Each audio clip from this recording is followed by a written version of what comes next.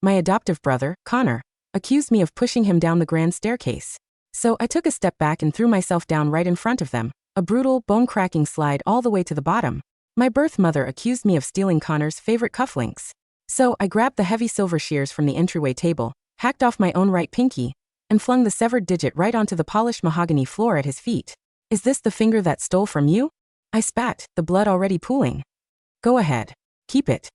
I had only meant to toss it at his feet, but my aim was off. With a sickening slap, my severed pinky hit Connor square in the face, leaving a thick smear of dark red blood across his cheek. There were no screams. Just a dead, suffocating silence. Everyone stared. My biological mother gasped, clutching her mouth, her eyes bulging with terror. Connor clawed frantically at his cheek, trying to wipe the blood away, but his jaw was locked, the screams trapped in his throat. I stood there, watching them as the adrenaline began to fade. I looked down. The blood was dripping steadily, splattering against the immaculate living room rug in dark, heavy drops. Then, the delayed screams shattered the room. Connor pointed a trembling finger at me. We were just talking. How could you do that to yourself? I didn't ask you to cut your finger off. All you had to do was explain. His voice cracked, the carefully constructed facade of the golden boy completely shattered. He was on the verge of a total psychological breakdown. I just stood in the center of the room, entirely unbothered. Didn't you say I took your things? Well, now you have the finger that did it. Normally, if I so much as breathed in Connor's direction, my biological sister, Fiona, would throw herself in front of him like a human shield. But now, Fiona, who had spent the last 2 months looking at me like I was dirt beneath her shoes, was trembling so hard she could barely punch 911 into her phone. My father, the man who usually wore a permanent mask of cold disappointment whenever he looked at me, had shaking hands. He barked orders at a housekeeper to find a Ziploc bag and ice to pack the finger. My mother fluttered around me like a panicked bird, trying to open the first aid kit. But the moment she saw the sheer volume of blood gushing from my hand, her face went white, and her knees gave out. She collapsed onto the floor. She sat there, hyperventilating, her words coming out in jagged gasps. How can you be so extreme? We just asked you a question. How could you mutilate yourself like this? Your body, your flesh and blood. It belongs to the parents who brought you into this world. How could you just cut it off? I looked down at her, completely numb. Oh, I said. I was 24, scraping by on minimum wage at a diner, when they found me. They told me I was the long-lost heir to a massive real estate fortune, switched at birth due to some bizarre administrative error at the hospital. To be honest, the whole switched at birth narrative felt incredibly suspect to me. How does a working-class kid get accidentally swapped with the heir of a multi-million-dollar dynasty? But no one would give me a straight answer. Whenever I brought it up, they looked at me like I was some ungrateful conspiracy theorist.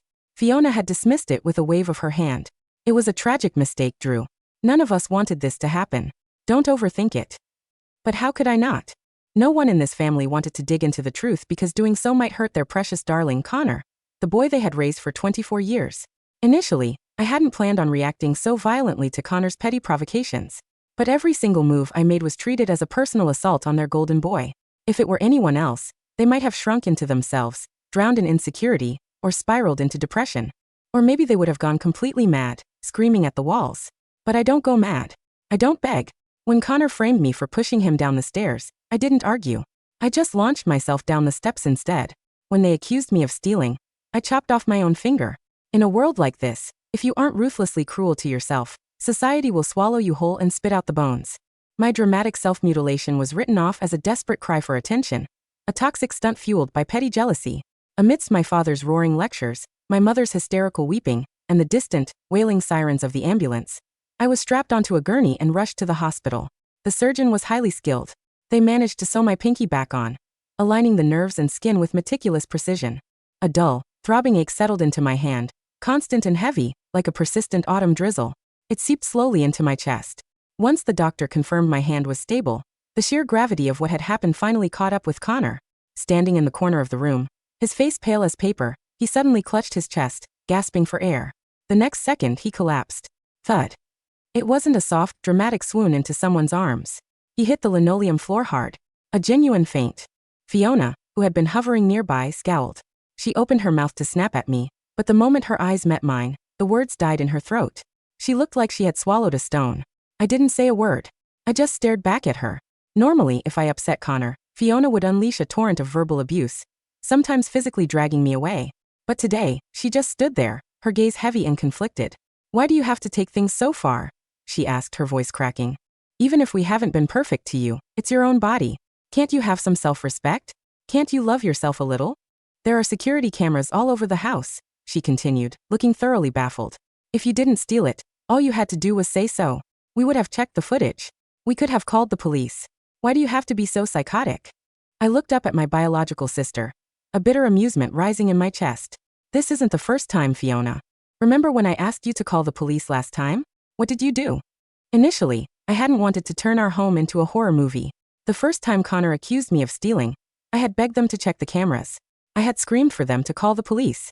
But my father had only roared at me to shut up, and Fiona had sneered. The fact that you're so eager to call the police just proves you prepared for this, she had said back then, her voice dripping with venom. If you didn't steal it, then who did? Things only started vanishing after you moved in. You're nothing but a common thief. They had forced me to my knees, making me bow and apologize to Connor. That was my loving family. A flicker of shame crossed Fiona's face as the memory hit her. She looked away, her voice dropping. That had nothing to do with him. I was the one who hid those cufflinks. I just wanted to teach you a lesson since you were new to this world. I wanted you to see how cruel people can be. Why are you being so petty? If you didn't like it, you could have just explained. Slap. Before the words could fully leave her mouth, a hand cracked across her face. It was my mother. Having just settled Connor into a room, she had walked in just in time to hear Fiona's confession. Her face was flushed with fury. Drew is your brother. How could you call that a joke? She screamed at Fiona. Playing games with your own flesh and blood. Do you even have a conscience? It sounded like a defense, but I knew better. It was just a distraction to keep the peace. I closed my eyes, shutting them out. I wanted to see exactly how much longer Connor and my dear sister could keep up this charade. Every single person who had slandered me, gaslit me, and actively tried to destroy me, I was going to watch them burn. 2 months later, I was finally discharged from the hospital. As fate would have it, my release coincided with the lavish engagement party for Connor and his high society fiancée. The moment I stepped into the grand ballroom, the lively chatter died instantly. A suffocating silence draped over the crowd. Connor, spotting me, turned deathly pale, shrinking back as if he were the victim. Beside him stood Charlotte, his fiancée. She had never once deigned to look me in the eye. Now her gaze swept over me, thick with disgust. How could someone so uncultured be a real heir of this family? She muttered loudly enough for those around us to hear. They must have botched the DNA test. Don't worry, sweetie. Once we're married, you'll always be the son of my family. No one can ever dispute your place. The truth about the switched heirs had already rippled through high society, becoming the gossip of the season.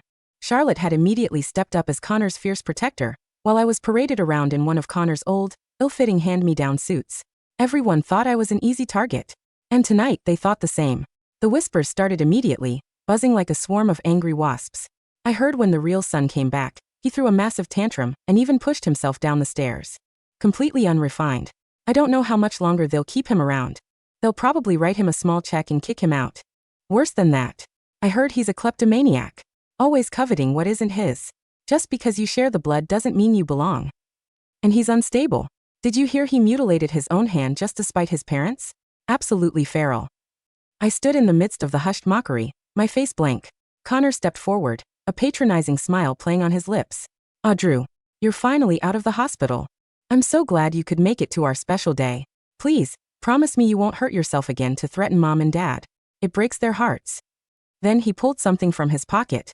My heart seized, blood rushing to my ears. It was a jade pendant. A simple, worn piece of jade on a faded red string. It had hung around my neck for as long as I could remember. Even when I was starving, with only a few dollars to my name, I had never once considered selling it. It was the only thing of value I owned, my only connection to a past before the nightmare of this family. Connor dangled it between his fingers, letting it catch the light, before clutching it tightly in his palm and leaning back into Charlotte's arms. This is our engagement heirloom, Charlotte, he murmured. Drew, I hope we have your blessing.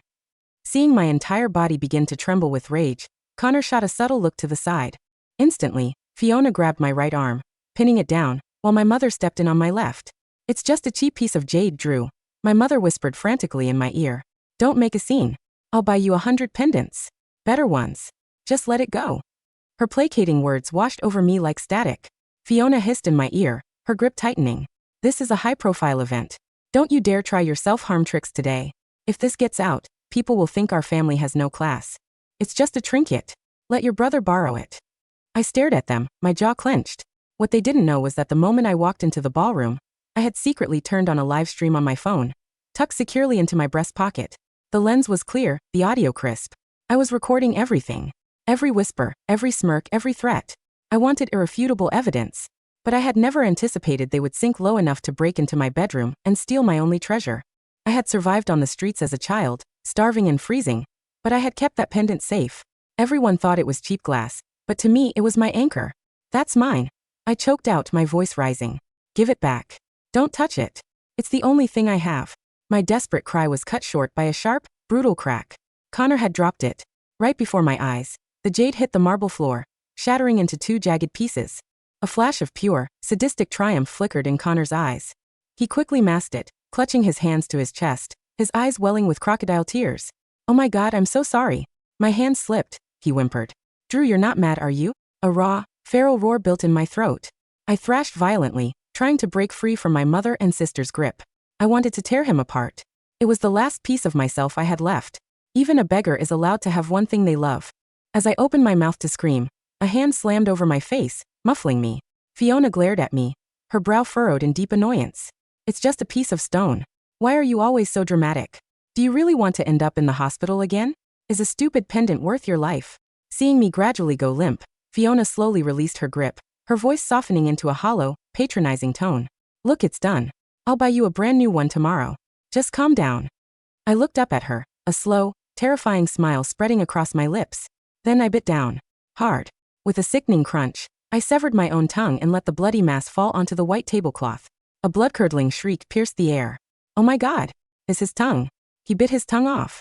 An icy wave of horror instantly paralyzed the ballroom.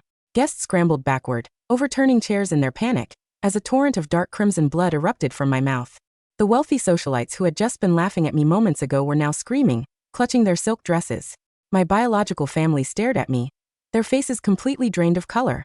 Charlotte, the proud fiancée, was hyperventilating, stumbling backward into the catering tables. Connor, however, didn't look afraid. A flicker of cold rage crossed his face as he glared at me. I knew you'd do this, he spat. You did this on purpose. He turned to our parents, his voice rising in hysterical accusation. Mom, Dad, look at him. It was just an accident. I didn't mean to break his stupid pendant, and he mutilates himself at my engagement party. He's a psychopath.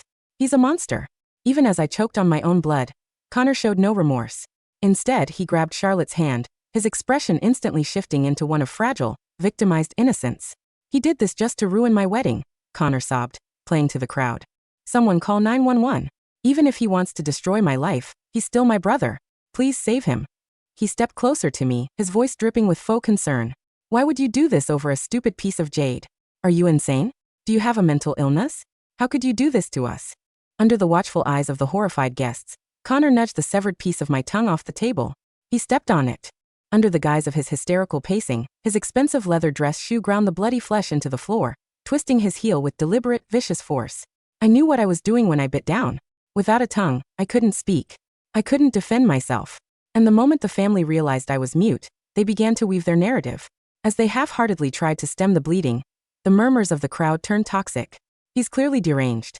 You can't keep someone like that in polite society. Exactly. He needs to be locked away in an asylum. If he can do this to himself, who knows what he'll do to the family? The venomous remarks echoed from every corner of the room. Even my mother, who had been holding a napkin to my mouth, began to weep, her words laced with resentment. How could you be so unstable, Drew? Your brother made a mistake, but to mutilate yourself like this. How could you do this to me? What am I supposed to do with you now? You can't even speak. Though she claimed to be helping, her hands were shaking so violently that the blood continued to spill unchecked, flooding my airway and sending me into violent, silent coughing fits. Fiona stood by, her face pale but her voice hardening with blame.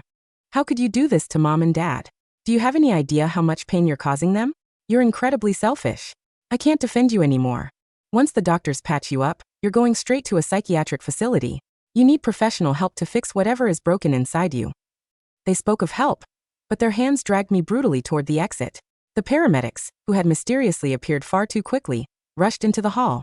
It was a coordinated trap. No one was here to protect me. They were here to dispose of me. From the crowd, a few snide remarks drifted over. Did the gutter rat really think a little self-harm would make them love him? Hilarious. All he did was guarantee himself a one-way ticket to a psych ward. Not a penny of the inheritance for him. The family has been far too patient. If he were my son, I would have had him committed months ago. Connor leaned down close to my ear, his voice dropping to a whisper. Look at you. You bit your own tongue off. Every time you hurt yourself, Mom and Dad just hate you a little more. Pain won't get you what you want. He shed a single, perfect crocodile tear, his eyes mocking me. By the way, I heard that stray cat you kept in the alley? The one you cared so much about. It got run over by a car a few days ago. A cold dread seized me. Connor smirked, his lips practically brushing my ear. You couldn't even protect yourself. Did you really think you could protect a worthless cat? I had my driver run it over. Twice. A piece of trash like you deserves to rot in silence, just like that cat. And as for your tongue? Don't worry. They won't be sewing it back on this time. Connor stood up, turning back to the crowd with a look of pure sorrow. I know Drew has been struggling to adjust since he came home, but I never imagined he would go this far. Suddenly, his voice cut off. His eyes widened in sheer terror. What is that on your jacket? He gasped.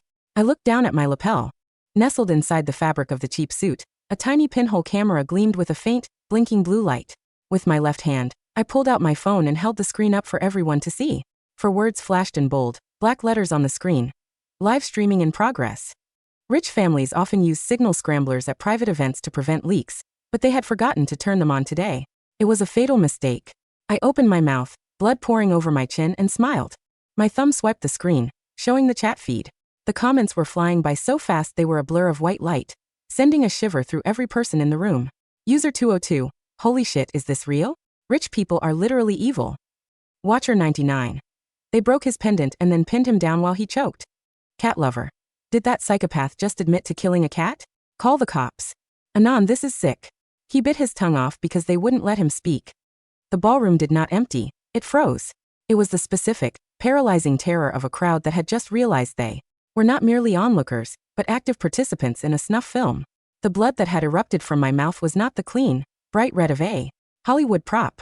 It was dark, thick and hot, splashing against the white linen of the engagement table with a heavy, wet splat. It ran down the silver legs of the champagne buckets, pooling around the heels of Charlotte's satin shoes. Get that phone. My biological father, Richard, roared, his face turning an ugly mottled purple. His hand, usually so steady when signing multi-million-dollar land deeds, shook violently as he lunged toward me. Shut it down. Turn off the Wi-Fi. Where is the security? But the two guards Richard had hired to keep the uncultured air in check did not move. They were staring at their own mobile screens. Because on the local servers, on the statewide news channels, and on every major social media platform, the stream had already bypassed the 5 million viewer mark. Don't touch him. The scream came from the back of the room. Not from my mother, but from Charlotte's father, Donald Vance. He was a man whose entire political and commercial career was built on the immaculate, fragile foundation of public opinion. He looked at Richard with the expression of pure, unadulterated disgust. Donald, it's a setup, Richard stammered, his hands hovering in the air, covered in my blood as he tried to block the camera lens. The boy is deranged. He's had a history of self-mutilation. We have the medical files from his pinky. He's streaming, you absolute fool. Donald hissed, grabbing his daughter's arm and dragging her backward, away from Connor, who was still standing with his leather shoe pressed against the bloody remnant of my tongue. Look at the chat. They're already identifying our company logos. They're calling for a boycott of the Vance-Harley merger. Get her out of here. Now, Connor. Charlotte cried, her voice high and panicked. She tried to reach for her fiancé, but her father's grip was like iron. What did you say to him? What did you say about the cat? Connor didn't answer. The golden boy's jaw was slack. His eyes were wide, fixed on the tiny blinking blue light of the pinhole camera on my lapel. For 24 years he had lived in a world where his whispers were law and my screams were white noise. Had believed that as long as he kept his voice low and his smile bright, the world would always choose the pretty lie over the ugly truth. He looked at my phone screen. The comments were no longer a stream of text. They were a solid, white-hot wall of light moving too fast for the human eye to read. He ground it under his shoe. The father didn't even look at the kid's mouth. He just went for the phone. The sister pinned him down. Animal abusers. Murderers. The paramedics, who had been waiting in the service hallway to take me to the private asylum Richard had pre-booked, finally rushed through the doors.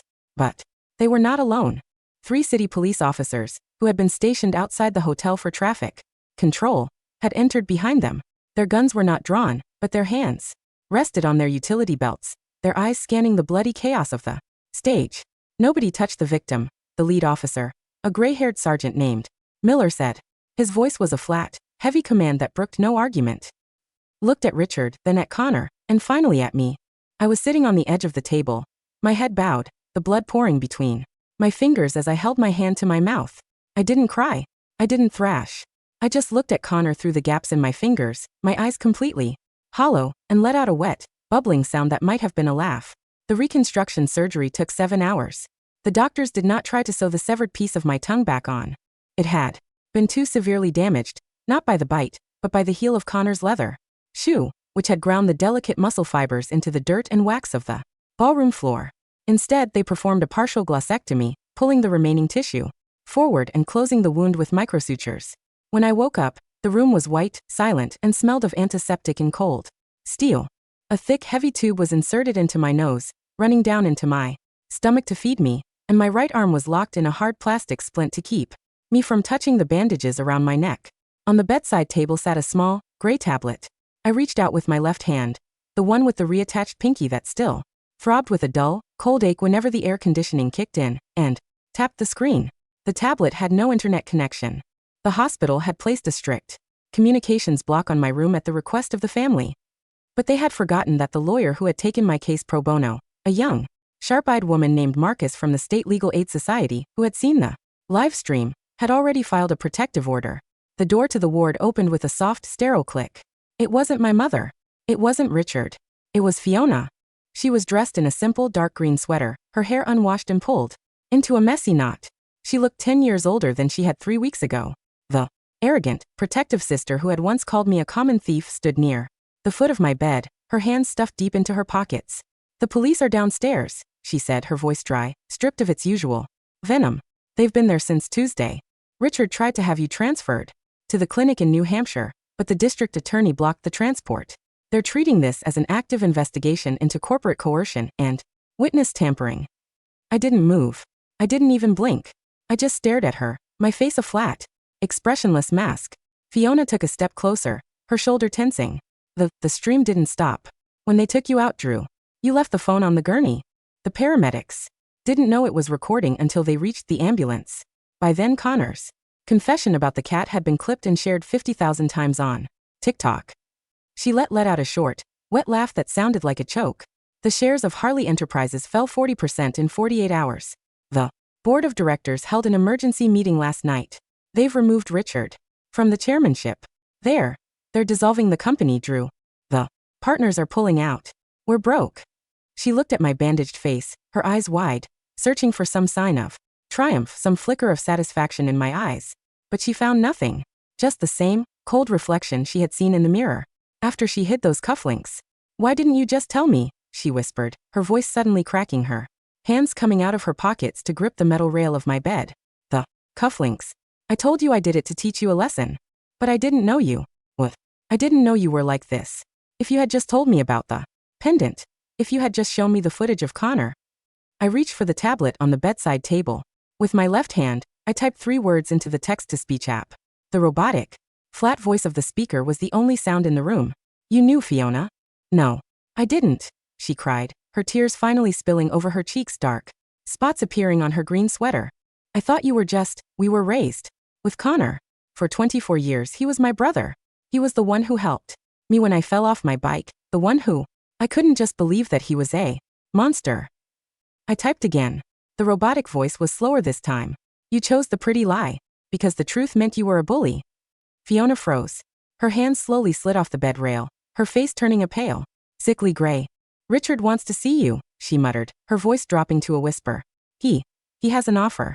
He says if you signed the affidavit saying the stream was a scripted performance for a marketing campaign, he'll give you 30% of the remaining personal trusts. It's $6 million, Drew.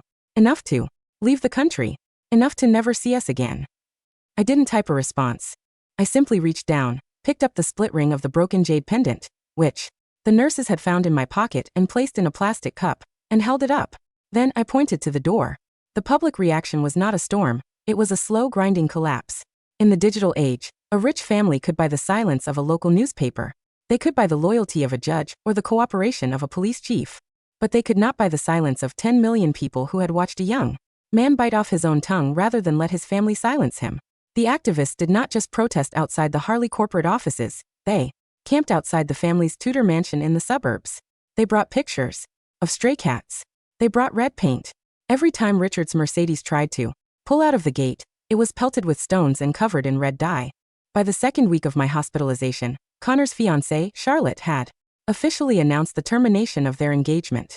Her family's PR firm released a statement claiming that they strongly condemn any form of domestic cruelty, animal abuse, and psychological harassment. Connor was arrested 3 days later. The charge was not just animal cruelty, which in our state was only a misdemeanor, but conspiracy to commit unlawful psychiatric confinement. The district attorney's office had raided the private clinic in New Hampshire and found the pre-signed admission forms with Richard and Connor's signatures, dated 2 weeks before the engagement party.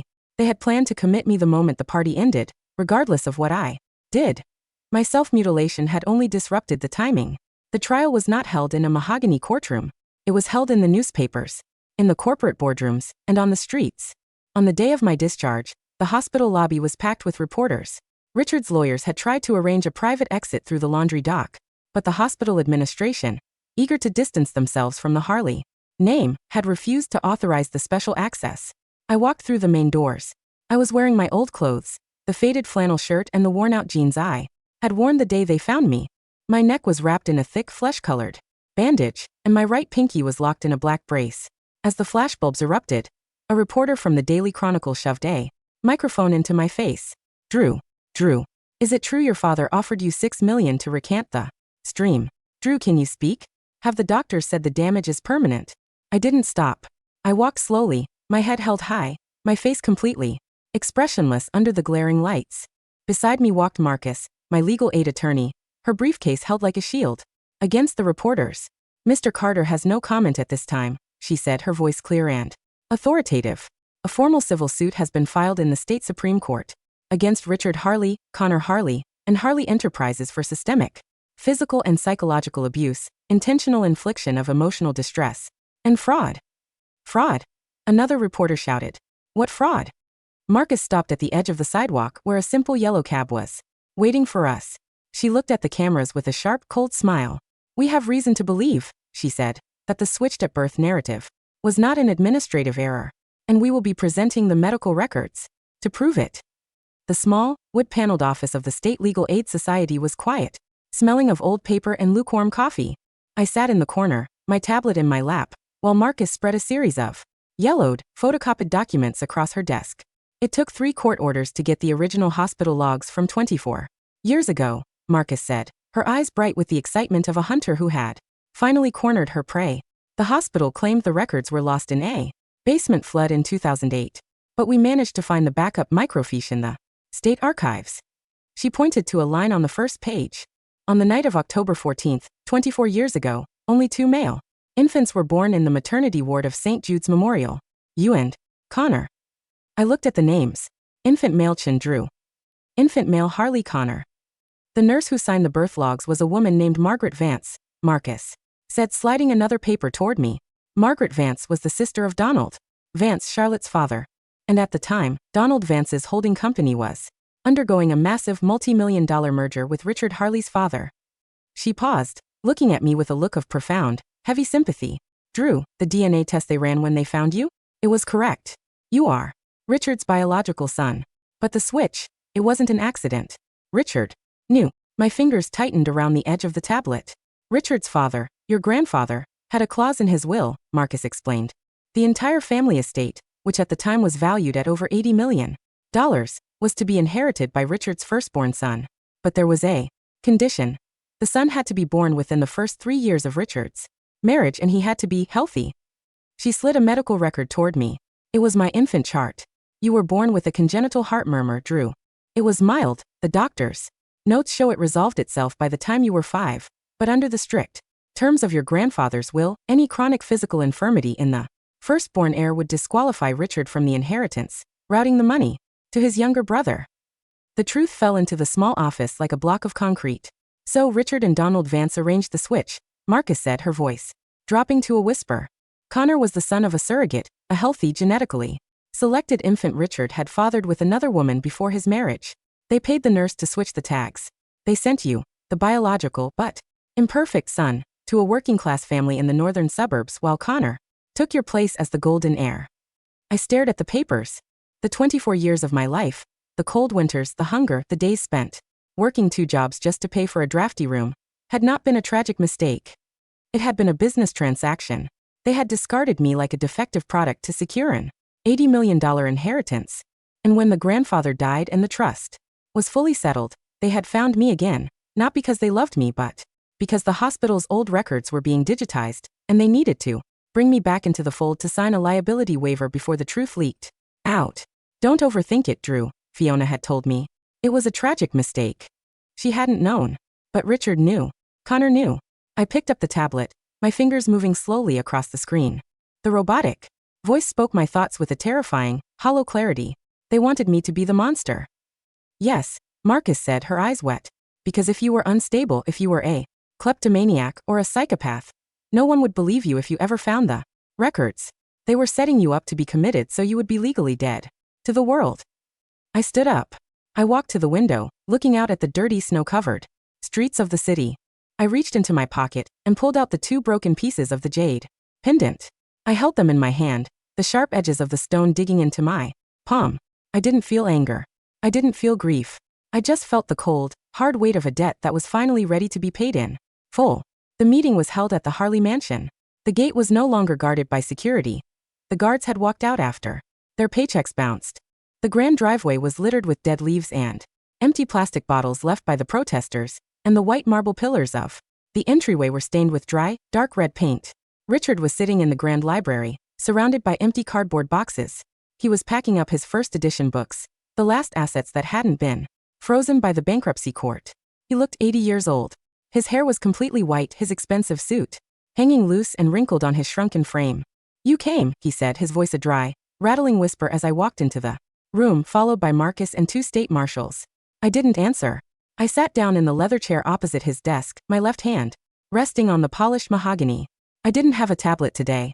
I didn't need one. Marcus set a thick blue folder on the desk. This is the final settlement agreement, Mr. Harley, she said, her tone entirely professional. In exchange for the immediate transfer of all remaining personal assets, the real estate holding in Vancouver, and the family's private art collection to Drew, we will agree to withdraw the civil suit for fraud. Richard let out a short, bitter laugh. The Vancouver property? The art collection? That's everything I have left, Marcus. If I sign this, my wife and I will be living in a rented apartment in the suburbs. We'll be peasants. Marcus didn't blink. You have 30 seconds to sign, Mr. Harley. If you don't, the marshals behind me will execute the criminal warrant for grand larceny and child substitution. The district attorney has already authorized the arrest. Richard looked at the marshals. Their faces were carved out of granite, their hands resting on their sidearms. He looked at me. He looked at my bandaged neck, at my scarred pinky, at the empty, dead look in my eyes. You're a demon, he whispered, his hand shaking as he picked up the pen. We brought you back. We gave you a room. We tried to make you one of us. And you destroyed my family. You destroyed your own brother. I leaned forward. I opened my mouth, the pale, scarred tissue of my tongue showing through the gaps in my teeth, and let out a single, quiet sound. It was a hiss. The exact same sound Fiona had made in my ear before she told me to let it go. Richard's hand shook so violently he nearly dropped the pen. But with the marshals watching, he pressed the nib to the paper and signed his name. Richard Harley. He threw the pen onto the desk, his head falling into his hands as he began to weep. The dry, pathetic tears of a man who had lost his money and had nothing else left to lose. I stood up. I didn't look at him as I walked out of the library, the blue folder tucked securely under Marcus's arm. As we reached the grand hallway, Fiona was standing by the door. She was holding a small suitcase, her coat on. She looked at me, her eyes filled with a desperate, pleading hope. Drew, she whispered. I'm leaving for Chicago tomorrow. I've taken a job at a local clinic. I just wanted to say. I walked past her. I didn't slow down. I didn't look back. She was just another shadow in a house that was already turning to ash. The coastal town of Mendocino was quiet in the winter. The air smelled of salt, pine needle, and the cold mist that rolled off the Pacific every morning. The only sound was the distant, rhythmic crash of the waves against the black cliffs. I sat on the wooden deck of my small, gray-shingled cottage, looking out at the water. My right hand was free of the brace now. The pinky was stiff, the nerve damage preventing me from bending it completely, but it was mine. It belonged to my body, not to the family who had bought and sold it. On the railing of the deck sat a small, ceramic bowl filled with fresh fish. A small, gray and white stray cat with a torn ear climbed slowly up the wooden steps, its nose twitching as it smelled the food. It looked at me with a suspicious, wild gaze, its body tensed, ready to run at the slightest movement. I didn't move. I kept my hands in my lap, my face completely still. The cat took one step forward, then another, before finally reaching the bowl and beginning to eat, its tail twitching with a quiet, happy rhythm. I reached into my pocket and pulled out the 2 pieces of the jade pendant. I had not repaired them. I had kept them as they were, 2 jagged, broken pieces of stone on a faded red string. I stood up, walked to the edge of the deck, and threw the first piece into the sea. It made a tiny, silent splash before disappearing into the white foam of the waves. Then I threw the second piece. I watched them sink into the cold, clean water, down to the dark floor where no one could ever find them, no one could ever steal them, and no one could ever use them to make me beg. I turned back to the cottage, the gray cat looking up from its bowl to watch me go. I smiled, my face warm in the pale, winter sun, and closed the door behind me. The silence was finally mine.